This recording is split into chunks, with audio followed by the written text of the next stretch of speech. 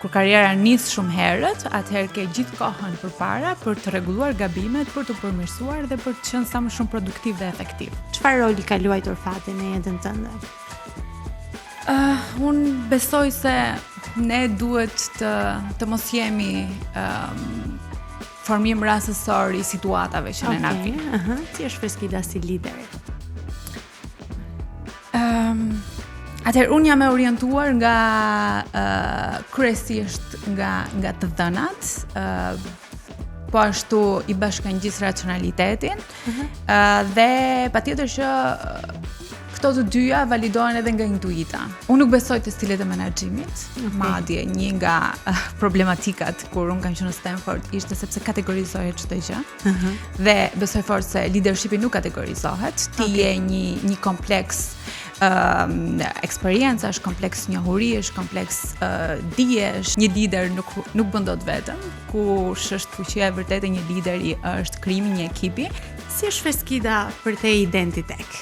Unë të gjithë kohën e marr për veten.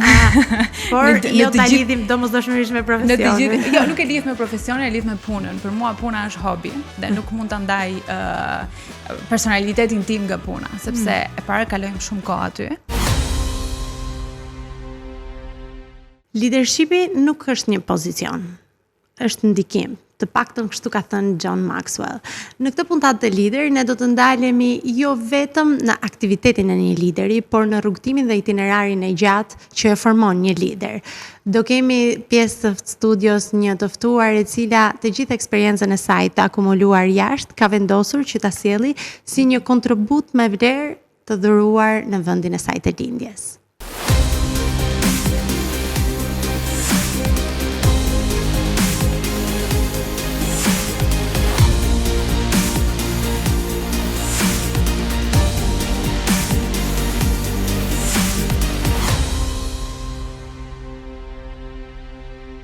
Liderja që kemi përzgjedhur për këtë puntat është një vajzë shumë simpatike. Është absolutisht një vajzë e re, por nuk mund të themi të njëjtën gjë për vitet e saj të karrierës dhe për mënyrën se si ajo arrin t'i konkretizojë këto.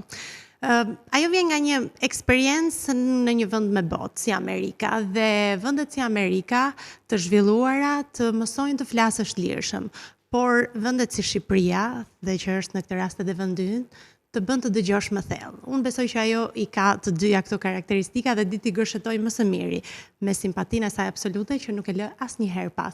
Kam kënaqësinë absolute dhe kem pjesë të studios së lider Freskida Halilaj. Falenderoj shumë, falenderoj për ftesën dhe është kënaqësi shumë e madhe për mua të jem këtu. Kënaqësia është e gjitha imja dhe nuk e di, unë kam një përtej kënaqësisë të gjithë të ftuarve që preferojnë të vinë këtu, zgjedhin të vinë këtu për të ndarë eksperiencën e tyre, kur kam vajza të bukura si ti, do me thënë, e ndjej konkurencën, por kam një kënaqësi shumë të madhe dhe mbi gjitha një vajza si ti, të cilat, siç e thash, ndoshta në moshë janë të reja, por karriera nuk tregon dhe nuk shënjojnë të njëjta gjë. Dhe kjo ndoshta është për treguar që vitet janë vetëm numra apo s'mendon kështu? Absolutisht vitet janë vetëm numra, përkundrezi, ndoshta shpesh herë mosha e re është avantazh shumë i madh, duke qenë se kur karriera nis shumë herët, atëherë ke gjithë kohën përpara për të rregulluar gabimet, për të përmirësuar dhe për të qenë sa më shumë produktiv dhe efektiv. Freskida, unë të doja ta nisja me ty për të patur kështu një rend kronologjik të qartë dhe të saktë dhe të arrim të kuptojmë se si ka qenë itinerari yt dhe çfarë ke bërë për të përftuar ne dhe për të patur këtë Freskidën që kemi sot. Solare, një vajzë elegante, por edhe shumë profesionale, sepse po flisnim pak më parë dhe po më shpjegoje ti me atë finesën tënde se sa diskrete je dhe sa zgjedh ta bësh punën tënde në mënyrën e duhur pa patur këto elemente të shtesë që në Shqipëri na pëlqen shpesh herë ti shtojmë dhe ti përdorim. Na trego pak ti në fëmijërinë tënde, ke qenë në një vajzë e cila kishte ëndra të mëdha, të ka pëlqyer çfarë bote, të ishe pjesë e politikës. Pra, a janë këto ëndra që ti ke patur në fëmijëri, ato konkretizimi i realitetit tënd tani? Absolutisht po. Unë kam fatin e madh që çfarëdo që kisha projektuar për veten, jam duke jetuar atë realitet. Fëmijëria ime ka qenë fëmijë shumë e lumtur, ka qenë fëmijëri e kaluar në Vlorë, meqense unë jam nga ai qytet, po. Dhe qyteti që unë dua shumë. Po për te asaj ka qenë një fëmijëri e lidhur shumë me natyrën, lidhur shumë me detin, fëmijëri e lidhur po ashtu me pikturën, meqense ka qenë një pjesë shumë e rëndësishme e fëmijërisë time. Mes librash dhe ka qenë një fëmijëri jo tipike apo edhe adoleshenca që më vonë pasoi, nuk ka qenë aq adoleshencë klasike do të thoja. Gjithmonë kam pasur një maturi e cila kam përshtypjen vjen nga e formuar nga prindrit e mi, por patjetër mendoj se është edhe pjesë integrale e personalitetit të çdo individi. Më vonë, patjetër që për studimet e larta jam zhvendosur në Tiranë, studimet i kam zhvilluar për financë, të dyja masterin dhe bachelorin. Më vonë ishte periudha për të zgjedhur karrierën. E kam nisur në sektorin bankar, e cila zgjati vetëm 3 muaj. Dhe më tej kalova në sektorin e telekomunikacionit, duke qenë se ishte shumë më dinamik dhe ishte ajo që unë doja për veten time. Nuk mund të them që mund ta përfituara veten time në politik apo në drejtim, sepse ka qenë shumë herët për ta bërë atë, por çfarë kam pasur unë gjithmonë për veten time, si një vizion, ka qenë që çfarëdo që do zgjidhja për të bërë, duhet të isha më e mira. Më e mira në atë që ti bën. Por ndër fëmijërie nuk e patur. Ka qenë, domethënë, duke që edhe në zgjedhjet e tua ke patur fleksibilitet maksimal në mënyrën se si ti je qasur zgjedhjeve që duhet të bëje në atë moment, apo jo? Kam qenë totalisht e pa imponuar nga gjithë faktorët e jashtëm për të bërë zgjedhjet e mia. Nga presionet e jashtme. Absolutisht. Absolutisht. Prindrit që duhet të bësh mjeksi të keqen mami. Unë shpesh herë flas dhe çfarë është e pashmangshme kur unë flas për formimin tim, është ndikim që ka pas babai im në formimin tim. Dhe në momentin që unë vendosa të mos studioj pikturën në gjimnaz, absolutisht ishte një vendim im pas konkursit që kisha zhvilluar, që kisha fituar, babai im kishte investuar kohë dhe jo vetëm, dhe papritur vendos që nuk dua ta vazhdoj me atë. Po çfarë ndodhi me ty? Pse vendoset mos e duash më? Mendoje që ishe shumë racionale për qenë artiste? Kjo është shumë e vërtetë. Unë kam qenë në dyshime sepse kam qenë studente shumë e mirë për sa i përket shkencave eksakte. Kështu që kam identifikuar shumë herët që piktura nuk do ishte profesioni im, ka qenë thjesht diçka komplementare, por nuk ka qenë ajo që mua më ka orientuar si individ apo si profesionist në të ardhmen. Kështu që në momentin që unë mora vesh në shkollën e arteve nuk kishte fokus mjaftueshëm edhe në fizikë apo në matematikë, vendosa që kjo ishte ajo që unë doja më shumë dhe nuk ishte piktura. Besoj e di fatin e artistëve dhe kryesisht piktorëve që kanë edhe element të identifikueshëm racionale.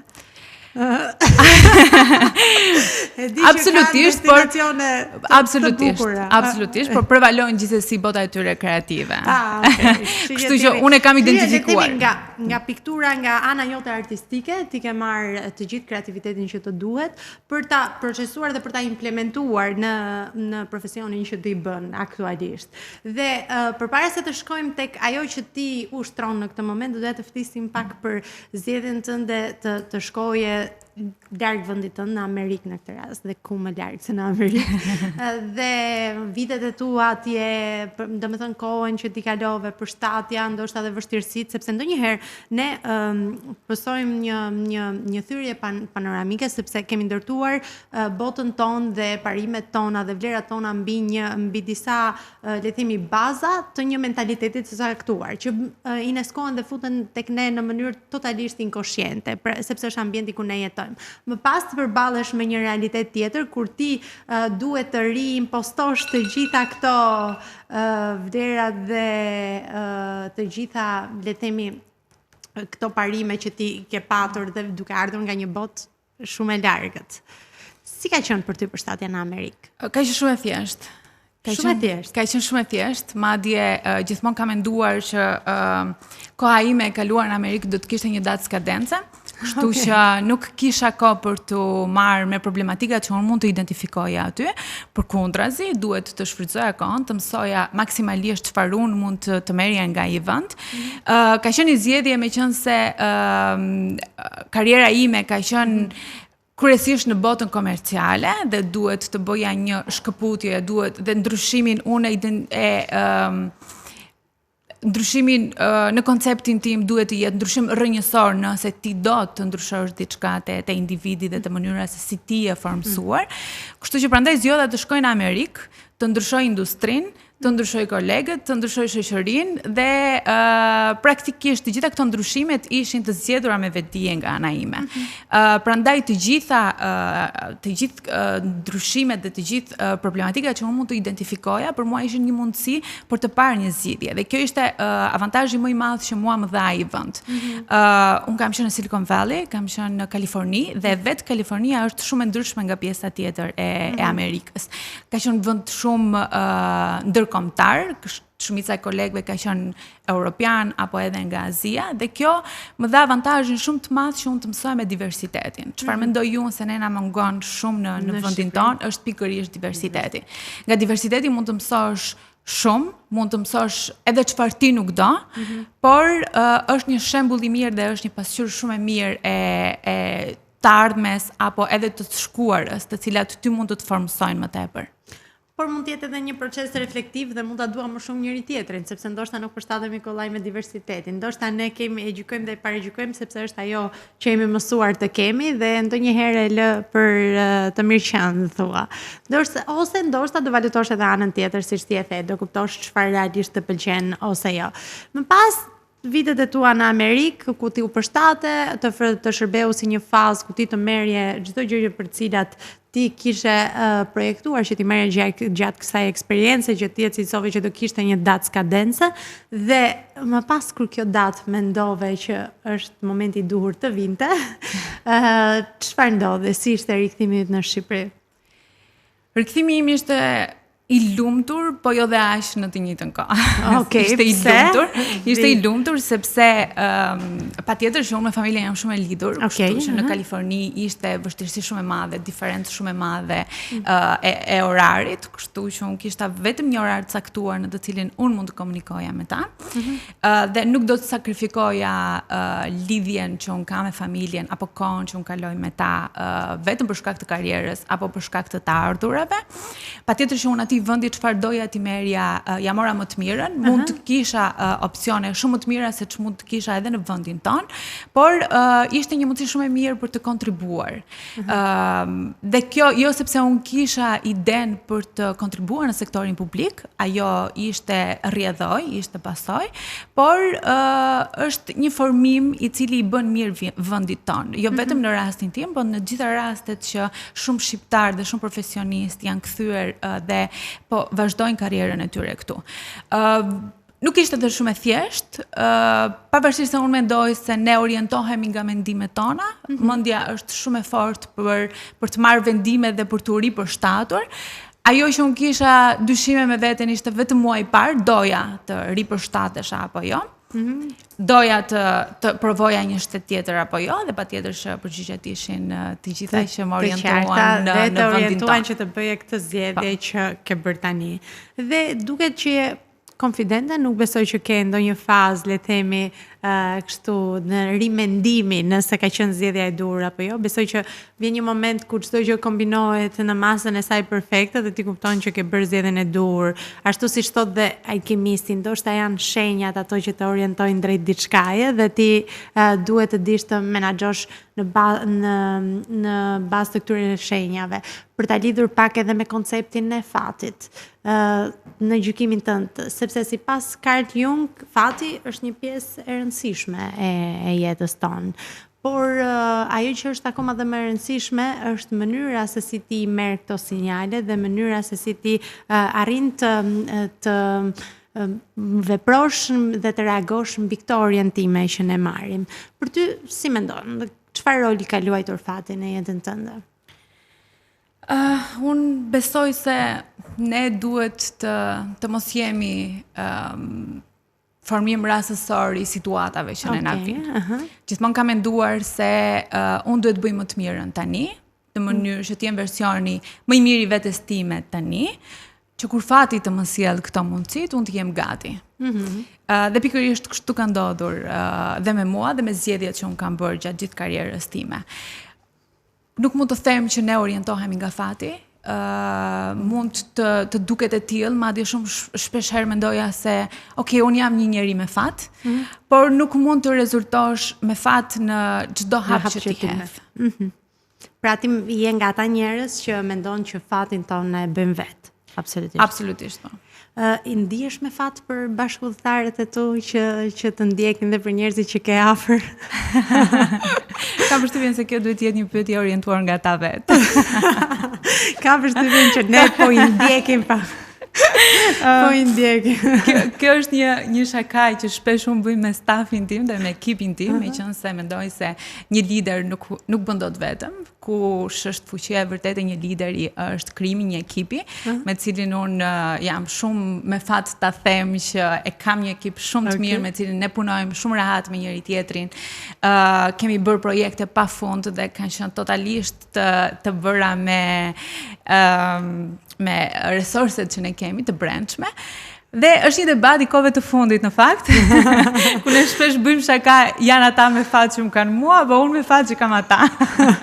Dhe patjetër që shpreha, jeni ju pa jemi ne, për të dyja palët. Dhe është e vërtet, mendoj se është e vërtet. Por gjithsesi, unë jam me fat që i kam dhe që punoj me ata njerëz shumë profesionistë dhe qytetarë.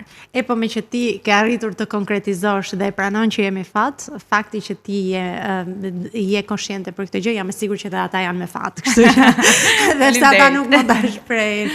Kështu që është e rëndësishme. Unë mendoj që mbi çfarëdo lloj baze gjithmonë është e rëndësishme të paturit afër vetes njerëz që të përcjellin energji. Në fund të ditës ne jemi, domethënë çdo gjë është një efekt bumerang. Ne marrim çfarë japim dhe ana sjellte. Kështu që nëse ne nuk arrijmë ta kanalizojmë energjinë tonë më së miri me njerëz, duke nisur që nga njerëzit që na rrethojnë, jam e sigurt që në fund të ditës do kemi një hije boshllëku që do na duhet ta rimbushim me diçka tjetër. Ndërsa kur jemi në këto kushte, siç ti përshkruajte, është misioni mos e i arritur. Absolutisht po. Jam shumë dakord. Çfarë të ndodh pas rikthimit tënd në Shqipëri? Të ka ndodhur që ndoshta në një ndër fazat e tua adaptive të është dashur të procesosh edhe të mbjetosh në një ambient që përgjithsisht ne e dim që kemi patur një mentalitet pavarësisht se kohëve të fundit është i moderuar, por jam e sigurt që duke ardhur nga Amerika në Shqipëri ka një diferencë të madhe dhe ne e kemi akoma konceptin ton të mentalitetit deri diku maskilist, pavarësisht se pranoj fort që është i moderuar dhe është në fazë progresive të rimoderimit dhe rikonceptimit. Si ka qenë për ty? Të është dashur ndoshta që të duhet të impostosh më fort, të bërtasësh në thonjza më fort ato që ti duhet, ato që ti mendon për të dëgjuar? Unë kam një perspektiv pak më ndryshe për sa i përket këtij koncepti. Patjetër që kemi qenë shoqëri maskiliste, patjetër që ende vazhdojmë të jemi, por nuk jemi vetëm ne. Çudia e madhe ishte kur unë shkova në Kaliforni. Në fillim, patjetër që ti mendon je në Kaliforni dhe është vendi më demokratik, më i lirë, më inovator, sepse patjetër është qendra e inovacionit. Por ishte shumë surprizuese për mua kur identifikoj në javën e parë që top management i kompanisë ishin të gjithë meshkuj, të gjithë burra. Edhe ti the isha mirë në Shqipëri. Jo, mendova, mund të jetë rasti vetëm dhe më pas eksperienca ime pasoi me një program për sa i përket leadershipit në Stanford. Stanford është një nga universitetet më të mira në Amerikë. Gjithë Silicon Valley është krijuar si një zgjatim i këtij universiteti, kështu që ka impakt në gjithë botën praktikisht. Dhe në gjitha klasat që unë kam zhvilluar, çfarë nuk shmangej për të diskutuar, ishte pikërisht diferencat gjinore në hapësirë në mjediset e punës. Dhe mund të thoja që ishte deri në ato nivele sa mund të kalonte në diskriminim të gjinisë tjetër, dhe jo në favor vetëm të gjinisë tonë. Kështu që kjo ishte shumë surprizuese, madje unë në focus grupe diskutoja të kundërtën. Unë vi nga një vend si Shqipëria, që shumica ndoshta nuk e din fare nëse është pjesë e Europës apo ndonjë kontinenti tjetër, sepse të them të drejtën nuk e dini dhe unë duhet të bëja një punë promovuese, cilën e kam bërë me kënaqësi shumë të madhe. Dhe ju shpjegoj eksperiencën time në të cilën unë nuk e kam vuajtur, po them. Patjetër që ka ndodhur, nuk më është dashur të luftoj për të më dëgjuar zëri, sepse mendoj fort se analizat, logjikat dhe zëri një gruaje është shumë i fortë për të injoruar. Ndoshta më është dashur të punoj dy fish, në mënyrë krahasimisht me kolegët e mi të cilët kemi qenë paralelisht në strukturë, por këtë kam parë gjithmonë si avantazh. Patjetër që punon dy fish, patjetër që mëson dy fish dhe në fund të eksperiencës tënde është ajo që ti ke fituar. Kështu që nuk kam dashur të fokusohem në anën negative të kësaj, por kam dashur të fokusohem në gjithë avantazhet që ti mund t'i marrësh kësaj situate. Por jam e sigurt që nëse kjo perspektivë është moderuar dhe më vjen mirë që konkurrojmë ndjeshëm Amerika, dhe është një lajm shumë i mirë në fakt, sepse kur një eksperiencë vjen nga një person i cili e ka provuar vetë dhe nuk është vetëm një teori e mirë tashmë, është sigurisht një sinjal shumë i mirë për të konsideruar. Por jam e sigurt që ti do kesh ndjer në eksperiencën tënde si drejtuese tashmë e institucionit në të cilin ti operon aktualisht, ndoshta një farë skepticizmi për sa i përket moshës tënde, dhe mos më thuaj që kjo nuk ka ndodhur. Kjo ka ndodhur dhe ndodh për ditë. Okej. Kjo ka ndodhur, madje në ditët e para dhe në javët e para të mia ka qenë shumë e theksuar. Unë fillova ta kaloj me sportivitet dhe duke ju thënë që sa e re jam ndier në këtë periudhë, nuk jam ndier as kur kam qenë realisht shumë e re. Ekziston si paragjykim dhe më shumë ekziston ky si paragjykim se sa fakti se çfarë gjinie ti je. E lidhen me eksperiencën, ti je moshë e re dhe nuk duhet të kesh eksperiencë mjaftueshëm, por në rastin tim kur kam pasur role drejtuese në moshë shumë të vogël, duke nisur që nga mosha 23 vjeç, kam pasur skuadra të mëdha të cilat kam menaxhuar, avantazhi im i madh ka qenë menaxhimi i burimit njerëzore. Kështu që kjo më ka ndihmuar pafund dhe ajo të ndihmon sepse shumë gabime të cilat ti mund t'i bësh dhe pritet që ti t'i bësh në një moshë caktuar, ti i ke kaluar shumë herët. Dhe çfarë të ka formsuar ty, të kalohet dhe të kthehet pikërisht në avantazh në hapat e tjera dhe në hapat e radhës të karrierës tënde. Evo, një ish pedagogu im dhe një shkrimtar i mirënjohur italian, Marco Cucci, thotë që mosha nuk indikon kurrë maturitetin. Janë dy paralele totalisht të ndryshme. Kështu, me këtë frazë kemi ardhur dhe në fund të kësaj pjese të parë, koha ka fluturuar, por ne do shkëputemi vetëm për një hapësirë të shkurtër publicitare, sepse jam i sigurt që doni të dëgjoni akoma më shumë nga Freskida, kështu që shkëputemi për pak publicitet dhe rikthehemi në studio.